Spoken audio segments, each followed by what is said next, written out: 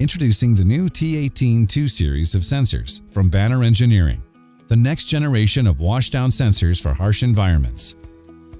What really sets the new T18-2 apart is the fully epoxy encapsulated plastic design with ultrasonically welded joints, fusing the components into one solid piece of durable plastic. This ensures reliable performance even in extreme wet thermal shock environments.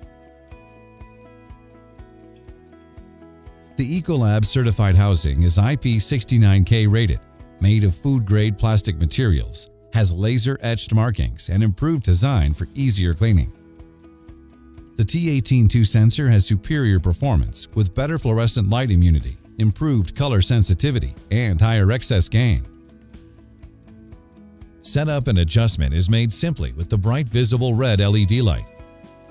The T18-2 is shatter-resistant for use in the most rugged environments. Banner's T18-2 series of sensors, rugged, washdown sensors for the most extreme applications. For more information, please visit bannerengineering.com.